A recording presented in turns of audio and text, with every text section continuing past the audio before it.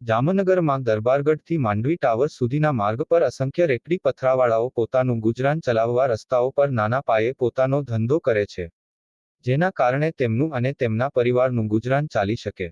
પરંતુ એ પણ હકીકત છે કે રેકડી ગલ્લા અને પાથરણાના કારણે સમગ્ર વિસ્તારમાં ભારે ટ્રાફિકની સમસ્યા સર્જાય છે. પરિણામે ટ્રાફિકની સમસ્યાને પહોંચી વળવા જામનગરમાં મહાનગરપાલિકાના તંત્ર દ્વારા વેપારીઓના દબાણને હટાવવાની કામગીરી હાથ ધરવામાં આવી રહી હતી.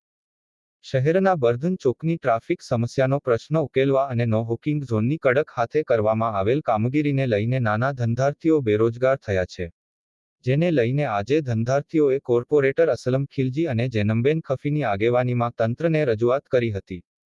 કાયદાની અમલવારી પૂર્વે વૈકલ્પિક જગ્યા ફાળવવાની માંગણી કરવામાં આવી હતી. ત્યારે હાલની કાર્યવાહીને રાજકીય કિન્નાખોરીના આક્ષેપ લગાવવામાં આવ્યા છે.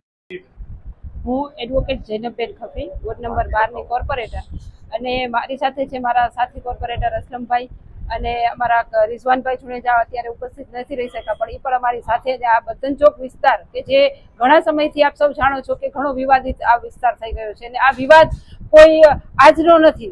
આ વિવાદ ઉપાડવામાં આવ્યો છે, નહીંતર આટલા વર્ષોથી આ લોકોના કામ ધંધા ચાલુ જ હતા, પણ સૌ જાણે છે કે રાજકીય રોટલા શેકવા માટે, કોઈ પોતાની હાઇલાઇટ થવા માટે થઈને આ લોકોના બસ ધંધા રોજગાર ઉપર લાત મારી છે. અમને કમિશનર સાહેબથી અને કોર્પોરેશનના અધિકારીઓ પાસેથી એવી આશા અને અપેક્ષા છે કે એ લોકો અમારી વાત સમજશે અને આ ભાઈઓના જે ધંધા રોજગાર રાજકીય રીતે નહીં, પણ આપણે એક માનવતાના ધોરણે વિચારીએ કે ઘણા વર્ષથી આ ધંધા ચાલુ છે, રાજાશાહી વખતથી આ લોકો કામ કરે છે, એટલે ક્યારેય કોઈને નડતરરૂપ નથી. હા, કોઈને અમારી કોઈ નડતરરૂપ હોય તો એ અઠાવવામાં અમે ક્યાંય કોઈની ભલામણ પણ કરતા નથી. અને જે વેપારીઓ ભાઈઓની પણ જે લાગણી છે એને પણ અમે માન આપીએ છીએ કે વેપારી પણ પોતાના ધંધા રોજગાર દુકાનો લઈને બેઠા છે, તો એમનો હક છે, એમનો અધિકાર છે કે એ પણ એમના ધંધા રોજગાર કરે. એટલે અમે કોઈનો વિરોધ નથી કરતા, પણ માત્ર ને માત્ર એવી અમે આશા અને અપેક્ષા રાખીએ છીએ કે આજે અત્યારે 2000 લોકો ધંધા રોજગાર વગર રાખે.